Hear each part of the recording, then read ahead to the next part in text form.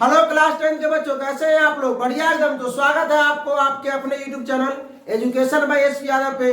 मैं S P Yadav और आज हम लोग करेंगे मंगलम पाठ का VBI ऑब्जेक्टिव और सब्जेक्टिव क्वेश्चन और चैप्टर के बारे में जानेंगे। ठीक है, ये नहीं कि सिर्फ ऑब्जेक्टिव और सब्जेक्टिव कराएंगे, चैप्टर के बारे में भी आपको बताएंगे। तो चलिए स्टार्ट करते हैं। आज पहला दिन है संस्कृत का और आज हम लोग करने वाले ऑब्जेक्टिव और सब्जेक्टिव किसका? मंगलम पाठ का। आपको पहले ही दिख गया हो कि मंगलम पाठ कहां से लिया गया है? उपनिषद से। ठीक है, तो चलिए भाई साहब स्टार्ट करते हैं। पहले क्वेश्चन बनाते हैं। अच्छा, क्वेश्चन बनाने से पहले इसके बारे में कुछ जान लेते हैं। मंगलम पाठ के लेखक कौन है भाई साहब? वेद व्यास। अरे उपनिषद से लिया गया तो उपनिषद के लेखक वही है। उपनिषद के लेखक कौन है? अच्छा, मंगलम पाठ में कितने मंत्र है? 5 मंत्र है। मंगलम पाठ में कितने मंत्र है? 10 दिखा रहे थे ना, 5 मंत्र है। ठीक है, अच्छा 5 मंत्र याद है सबको? अच्छा, ये मालूम है कि 5 को मंत्र किस किस उपनिषद से लिया गया है? ये तो याद होना चाहिए, आप लोगों को याद होना चाहिए। ठीक है, 5 को मंत्र जो है 4 को उपनिषद से लिया गया है, क्योंकि मुंडको उपनिषद से 2 को मंत्र लिया है। मुंडको उपनिषद से कितने मंत्र लिया है? 2 मंत्र। इसलिए 4 मंत्र 5 है तो 5 उपनिषद होना चाहिए, लेकिन दो मंत्र जो है एक ही उपनिषद से ले लिया गया है। ठीक है, तो स्टार्ट किया जाए भाई साहब। उपनिषद कितने होते हैं? 108 होते हैं। इसमें मंत्र कुल 5 है। कौन कौन मंत्र है मालूम है आप लोगों को? मालूम है? नहीं। ईशावास्य उपनिषद पहला मंत्र, दूसरा मंत्र कठोपनिषद, और तीसरा मंत्र जो है मुंडकोपनिषद, और चौथा भी मुंडकोपनिषद, और पांचवा श्वेताश्वतरोपनिषद। ठीक है, तो चलिए भाई साहब देखते आइए। तो मंगलम पाठ में मंगलम पाठ में जो आप लोग रुकिए ना भाई, काहे स्किप कर रहे हैं? रुकिए, स्किप नहीं करना है, पहले सुन लेना है। तो डायरेक्ट गाइड रखने से क्या होगा? एक तो चैप्टर पढ़ के नहीं आओगे, आए चैप्टर पढ़ के नहीं ना। तो देखिए ध्यान सुनिए, मंगलम पाठ में जो मंत्र है वो मंत्र क्या है? गद्यात्मक है कि पद्यात्मक? गद्यात्मक पद के रूप में है, गद्य के रूप में नहीं है, गद्यांश के रूप में नहीं है, पदांश पद के रूप में है। ठीक है, कोई दिक्कत? बात समझ में आया? शुरू किया जाए। चलिए, तो मंगलम पाठ में कैसे मंत्र संकलित है भाई साहब? जिससे पूछेगा वो बोलेगा कि पढ़ाई तो सब लोग किए हैं कि? तो नेहा सिंह बताओ, गद्यात्मक है कि पद्यात्मक है कि दोनों है कि नाट्यात्मक है? पद्यात्मक। सही है भाई लोग? सही है भाई लोग? चलिए बैठ जाइए। आइए, मंगलम पाठ कहां से संकलित है? 1 मिनट। मंगलम पाठ कहां से? सबसे पीछे से उठो। वो जुलबाबान में से कौन क्या नाम है? कादर कोमल क्या? उपनिषद से। इतनी जोर से बोला कि यहोवा सुनाई दे कि अपने बोल के रह जाना है। ये मालूम था? अब पहला पोस्टरों पर यह लिखा था कि मंगलम पाठ कहां से लिया गया है? उपनिषद से। उपनिषद कितने हैं? कुल 108। ठीक है, लेकिन 4 गो उपनिषद का चर्चा इस चैप्टर में है। क्या उपनिषद? 4। 5 को मंत्र है, 4 को उपनिषद का चर्चा है। बात समझे? आइए, वेद कितने होते हैं? वेदांत कितने होते हैं? तो ये सब नहीं दिए हैं। चलिए आगे बढ़ते हैं। आइए, मंगलम पाठ के कितने मंत्र है? यानी मंगलम पाठ में कितने मंत्र है? 5। मंगलम पाठ में जो है 5 मंत्र, इसको पंच कहते हैं, और ये आधा 9 लिखा गया है पंच संस्कृत में। तो मंगलम पाठ में कितने मंत्र है? 5 मंत्र। कोई दिक्कत?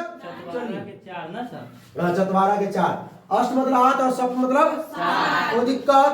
5 मंत्र कौन कौन? फिर से 5 मंत्र किस उपनिषद से ले गया? मंत्र याद है? पहला तो होगा आपको हिरण्मय पात्रेण सत्यस्य पिहितम मुखम ना, यही होता है। और दूसरा अनोर्नियान महतो मयान, तीसरा सत्यमेव जयते नानितम ना, चौथा ये क्या बोल यथा नद्या संदमाना समुद्र, ऐसा ना, जो नदी जो है अपना नाम छोड़ करके समुद्र में जाती है ना। अब 5वां वेदामहतम पुरुषम महानतम। चलिए स्टार्ट किया जाएगा। देखिए, मंगलम पाठ का प्रथम मंत्र किस उपनिषद से? रुक जाइए। मंगलम पाठ का प्रथम मंत्र, सबसे पहला मंत्र किस उपनिषद से लिया गया है? किसको पता है भाई? हाँ बताओ कुंदन। ईशावास्य उपनिषद से। किससे? प्रथम मंत्र ईशावास्योपनिषद, दूसरा मंत्र कठोपनिषद, तीसरा मंत्र मुंडकोपनिषद, चौथा भी मुंडकोपनिषद और पांचवा श्वेताश्वतरोपनिषद। चलिए तो पहला क्या है? ईशावास्योपनिषद। आप लोगों को सही हो रहा भाई साहब? ईशावास्य उपनिषद। आइए, तो वेदा महेतम पुरुषम महानतम, यही ना है? वेदा महेतम पुरुषम महानतम मतलब इसमें कहा गया है कि बात सुनिए कि इसमें आइए, जो महान लोग जो है, विद्वान लोग जो है, अपने आप को अज्ञानी बताते हैं, कमजोर बताते हैं, दूसरे को महान बता करके क्या करते हैं? ब्रह्मा को भी प्राप्त कर लेते हैं, बड़े बड़े ज्ञान को प्राप्त कर लेते हैं, मृत्यु को पार कर जाते हैं। समझे? हाँ, ये चीज। तो भाई साहब, तो वेदा महेतम पुरुषम महानतम की क्या करना मंत्र है? पांचवा मंत्र। अब पांचवा मंत्र कौन है? श्वेता श्वेत्रोपनिषद। श्वेता श्वेत्रोपनिषद याद रहेगा? अगला देखिए, अगला क्या है? सत्यमेव जयते किस उपनिषद का मूल मंत्र? 1 मिनट। सत्यमेव जयते ना निमित्तम है ना, कि सत्य ही जीतता है और सत्य नहीं जीतता है। कि बताओ अमन? मुंडकोपनिषद। सत्यमेव जयते किस उपनिषद का मूल मंत्र है? तो मुंडकोपनिषद। मुंडकोपनिषद है, मुंडकोपनिषद। अच्छा, आप लोगों को मालूम है कि नहीं भाई साहब? मालूम है था? चलिए, और सब्जेक्ट भी करेंगे, टेंशन मत लीजिए, बढ़िए। खड़ा हो ये भाई। हिरण्मयेन पात्रेण, पहला ना, हिरण्मयेन पात्रेण सत्य पीतम मुखम, ये ना है? हाँ, तो ये कहता है, क्या कहता है कि जो अभी जो सत्य का जो मुख है वो किससे ढका हुआ है? सोने के पात्र से। तो भगवान से दुआ कर रहा है कि हे भगवान, इसको, इस सोने के पात्र को, सत्य के मुख जो ढका हुआ है उसको हटा दीजिए ना, ये नहीं कर रहा है। अपहिता मतलब ढका होना। ठीक है, चलिए। तो भाई साहब जो बताइए, ये पहले तो बताइए क्या मंत्र है? पहला मंत्र है, कहाँ से लिया गया है? किस उपनिषद से? ईशावास्य उपनिषद से। ठीक है, कोई दिक्कत? याद आया भाई साहब? पहला मंत्र है ये, किससे लिखा गया, लिया गया है? किस उपनिषद से? ईशावास्य उपनिषद से। आइए बैठ जाइए। सिद्धि अनोर्नियान महतो महियान, मतलब अनु से अनु, मतलब अनु मतलब बे, माछी बहुत छोटा है, इसको इससे भी छोटा। अनु से अनोर्नियन मतलब अनु से अनु, मतलब परमाणु। परमाणु मतलब परमाणु सबसे छोटा होता है, मतलब अनु से अनु मतलब छोटा है, छोटा मतलब सूक्ष्म से सूक्ष्म। क्या है? आत्मा है। क्या है? तो सभी जीव में, सभी जंतु में, जीव में, सभी में क्या है? विद्यमान है, संग्रहित है, निहित है। चलिए, तो ये अनोर्नियान महत्व का मंत्र है। दूसरा मंत्र है किससे लिया गया? कठोपनिषद। किससे लिया गया है? अरे भाई ये तो पूरा इधर कठोर। बढ़ जाइए, कोई बुक नहीं खोले है पीछे से। चलिए, उपनिषद किसका है? 1 मिनट। उपनिषद किसका अंतिम भाग है? 1 मिनट रुक जाओ। उपनिषद किसका अंतिम भाग है? हाँ, प्रेमी जी कराओ। वैदिक साहित्य सबसे पहले ही चर्चा किया गया कि मंत्र से पहले चर्चा किया गया इसी के बारे में, मंगला पाठ के बारे में। तो वैदिक साहित्य की जो है अंतिम भाग कौन है? उपनिषद है। कोई दिक्कत? बढ़ा जाएंगे। आइए, आप लोगों से बन रहा है, ठीक है? और नहीं तो ऐसा कीजिए ना भाई, पॉज कीजिए, आंसर आप लोग अपने टिक लगाइए और कमेंट कीजिएगा कि सर 20 में 20 मार दिए, या 20 में 20 मारे लेकिन 18 को सही हुआ, या एक को सही नहीं हुआ, ऐसा भी कर सकते हैं। हाँ, नदियां नाम और रूप को छोड़कर किस में मिलती है? सुनिए, रुक जाइए। नदियां नाम और रूप को छोड़ करके किस में से? एक चिन्ह मालूम है? ये क्या में मंत्र है? चौथा मंत्र। चौथा मंत्र, यथा नद्या सन्माना है समुद्रे, ये ना है चौथा मंत्र है। किससे लिया गया चौथा मंत्र? मुंडकोपनिषद। तो बताइए, नदियां नाम और रूप को छोड़ करके किस में मिलती है? समुद्र में। किसमें मिलती है? अच्छा, क्वेश्चन बहुत बन सकता है कि कहेगा कि नदियां जो है क्या छोड़कर समुद्र में मिल जाती है? नाम और रूप को छोड़कर समुद्र में मिल जाती है। कौन जो है नाम और रूप को छोड़कर समुद्र में जाती है? नदियां।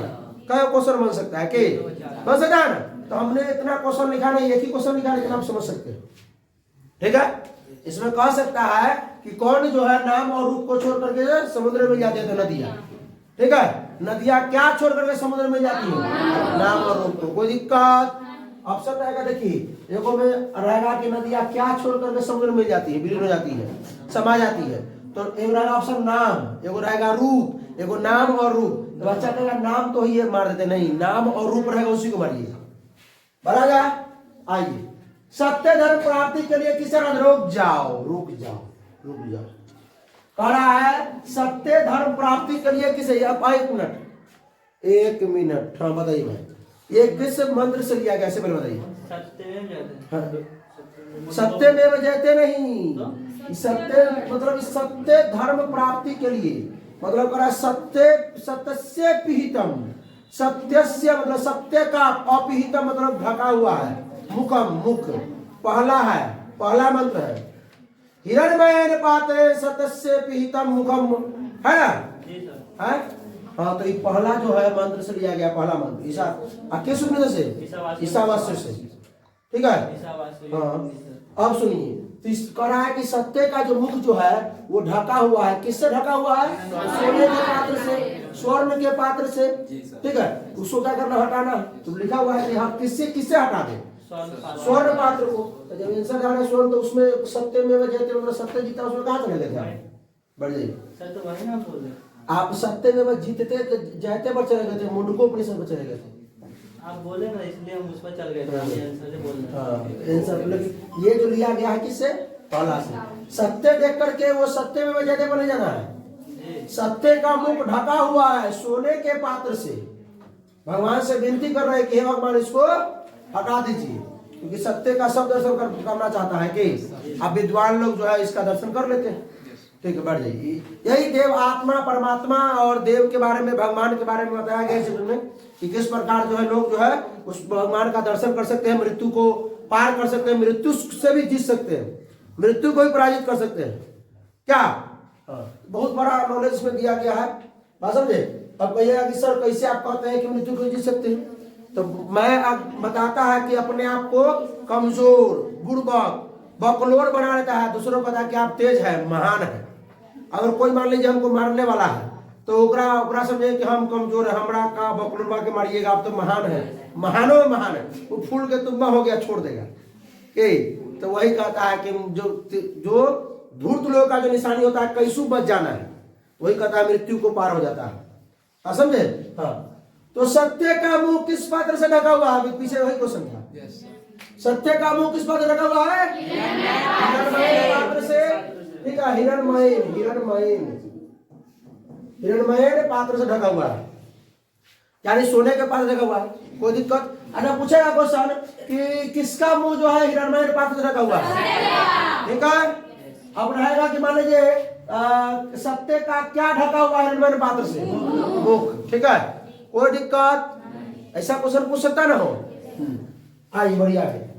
अगला क्वेश्चन का कहा है किस पुरुष को मृत्यु के आने की जानकारी हो जाती है? 1 मिनट।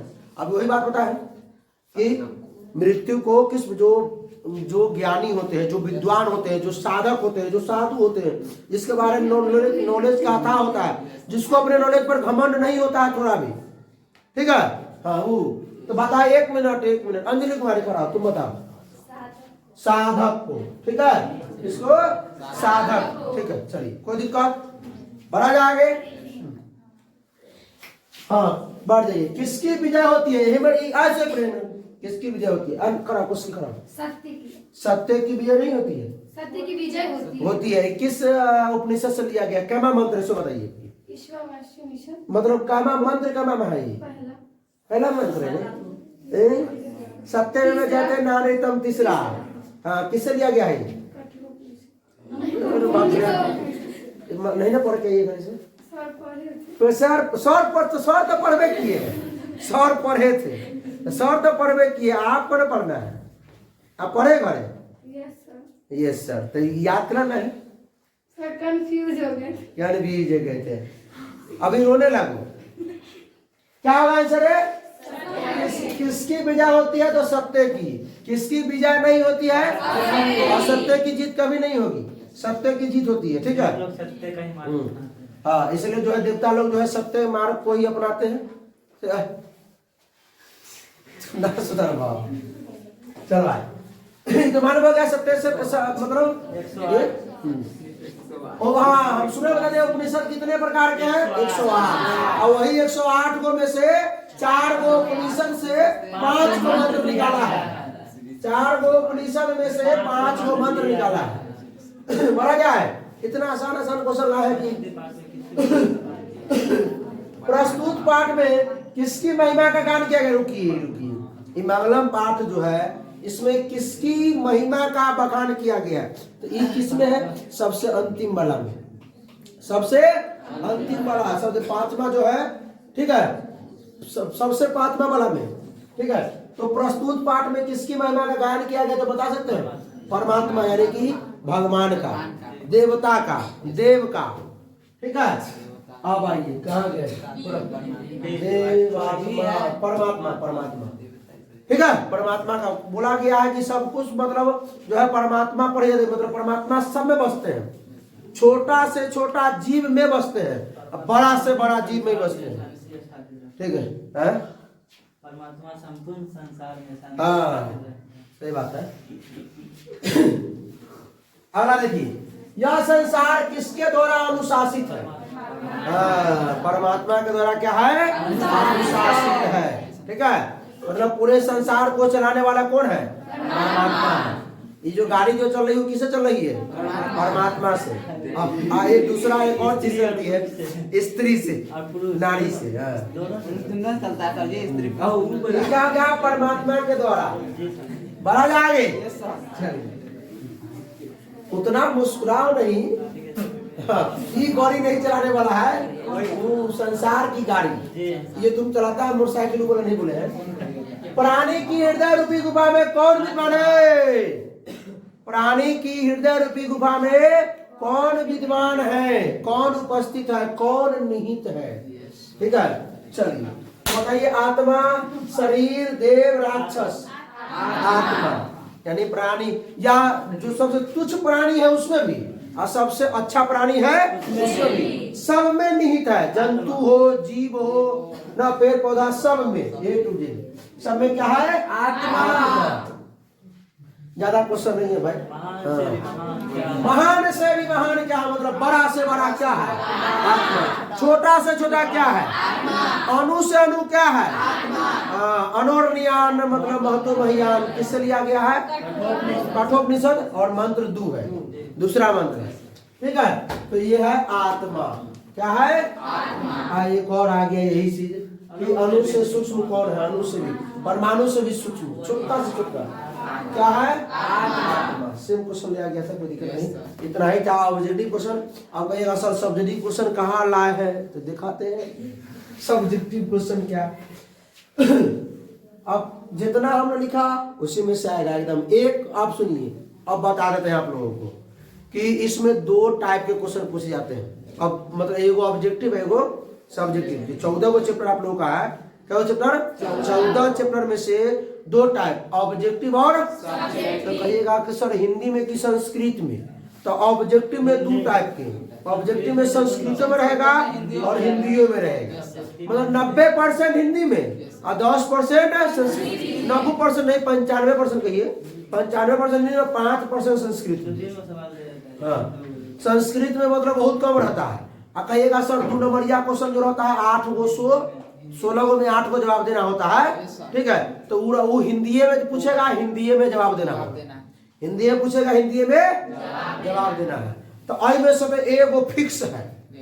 इस चैप्टर में से एगो 2 नंबर का और 3 गो 1 नंबर का फिक्स है। लिख लो, आज लिख लो। मोच पे ताव देके कह रहे हैं कि इस चैप्टर में से 3 गो ऑब्जेक्टिव फिक्स है और एगो 2 नंबरिया फिक्स है।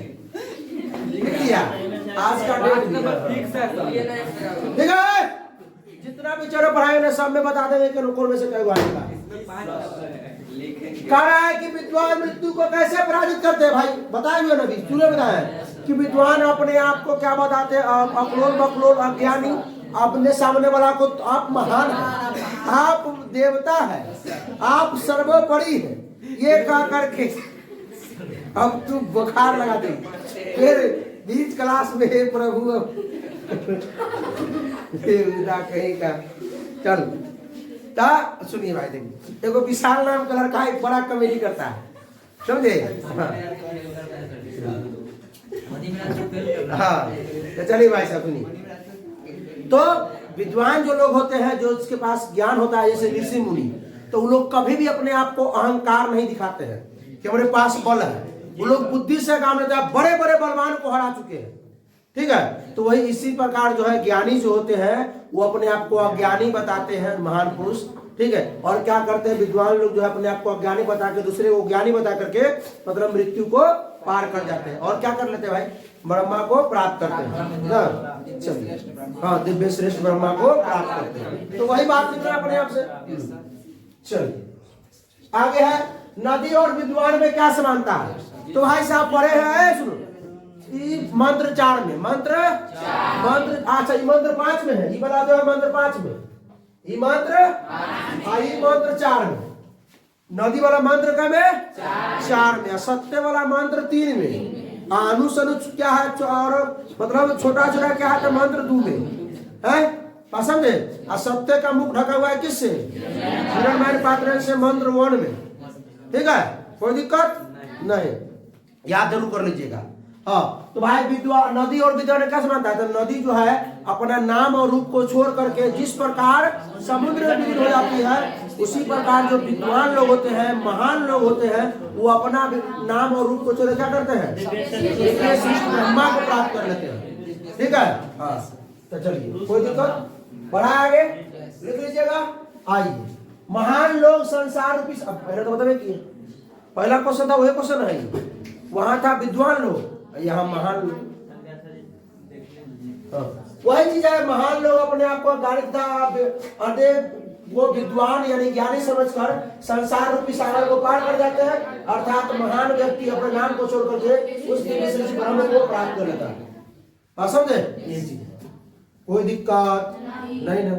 आइए, ये महान लोग, अब ये पाठ का जो ये सवाल जो है इसका पाठ, अच्छा लिखना कैसे तरीका हम बताते हैं, इसका आंसर जो है कमेंट में करना है, क्या करना है, अब देखिए करा मंगलम पाठ का 5 वाक्यों परिचय है, या मंगलम पाठ के आधार पर सत्य और सत्य का स्वरूप बता, पहले सुनिए, लिखना है इसमें 5 को। पहले तो सबसे पहले लिखना है, मंगलम पाठ जो है वो किससे लिया गया है, उपनिषद से, निम्नलिखित उपनिषद से लिया गया है, 4 उपनिषद से लिया गया। 4 उपनिषद का नाम बता दीजिएगा, 4 उपनिषद का नाम, 4 उपनिषद लिया गया और 5 मंत्र, तो मंत्र नहीं देना है, सीधे 4 उपनिषद का नाम लिख दीजिएगा, और तब इसके बारे में 5 को वाक्य सब में से एक वो जो है शॉर्ट में बुझाए, लघु में उसको लिख देना।